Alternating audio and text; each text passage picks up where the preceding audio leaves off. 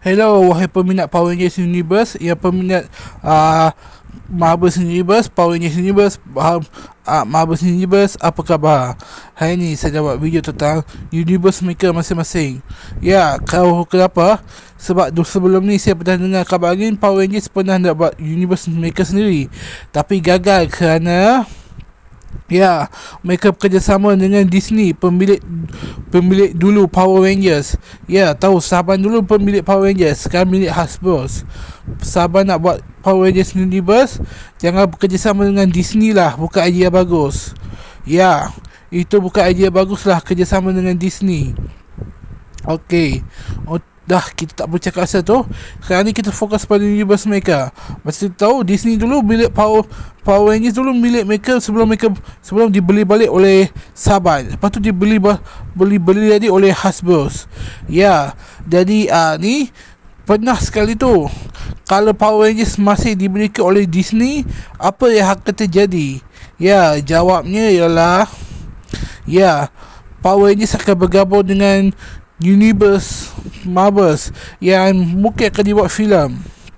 Okey, itu saja. Ya, macam kita tahu, mungkin saja mereka akan buat kostum Power Rangers original. Ya, mungkin saja mereka akan buat Power Rangers. Ya, mungkin mereka akan gabungkan dengan Saban lah. Gabungkan dengan Marvel sebelum beli. Ya, itu mungkin saja mereka tak akan beli Marvel's Universe. Ya, itu bergantung kepada Disney yang membeli lah. Ya, okey lah, sebab pasal pembelian banyak jugalah Power Rangers sekarang ni. Yang lebih bagus ada Power Rangers original buatan Amerika. Ya, Power Rangers Cosmic Fury, Power Rangers original lah buatan Hasbro. Semoga itu kalau diadaptasi kostumnya akan dibuat lagi lebih-lebihan lah. Ya, agak konyol jugalah kali-kali tengok kostum kat Jepun berkali-kali kat Amerika. Ya, ada banyak Zod yang bagus milik apa ni? Milik Super Sentai yang boleh digunakan untuk kostum Power Rangers saja. Ya, kokpit, ruang pemandu digantikan.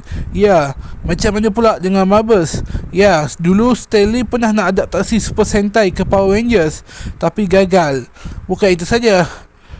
Ni Stanley ni selalu orang samakan dengan pelakon Power Rangers watak Tommy Olivers. Ya, padahal kita tahu Tommy Olivers tu cuma karakter fiksi, ya, bukan karakter sebenar di dunia nyata. Sony apa ni? Ya, saya lupa lah. Yes, Stanley tu karakter dunia nyata lah, bukan macam Tommy Olivers. Ya, kadang-kadang mereka ni dah jadikan, katanya mereka jadikan karakter Stanley tu sebagai karakter komik dalam Marvel's Universe, sebagai karakter sampingan sajalah. Maklumlah, setiap pelakon perlukan karakter sampingan. Ya, jadi mereka damik lah Stanley tu. Banyaklah orang, maksudnya banyak ni karakter kartun bernama Stanley, sampai orang fikir Stanley daripada Universe terlibat dengan kartun-kartun ni ke? Tak, kebetulan nama sama saja. Sebabkan nama sama jadi tak ada copyright lah, sebab dia orang dunia nyata, bukan dia hak cipta. Ya, sebab itulah, contohnya macam Michael Jackson, kita boleh munculkan dalam cerita Malaysia sebab dia orang dunia nyata, bukan karakter fiksi, jadi tak ada siapa akan tuntut hak cipta. Ya, untuk Power Rangers Universe, Marvel's Universe, ya, hanya Power Rangers Universe dia yang gagal. Ya, dalam movie lah, bukan series dia lain. Ya, kenapa saya rasa kecewa? Sebab saya ada kostum original buatan Power Rangers. Ya, saya harap kalau mereka buat balik Power Rangers tu, mereka tak batalkan lagi idea penulis. Ya, saya sarankan bagi je lah penulis-penulis buat Power Rangers masing-masing. Ya, kostum masing-masing, kostum universe asing-asing. Ya, saya sarankan mereka tu ambil balik projek yang gagal dibuat. Ya, contohnya macam Power Rangers yang gagal.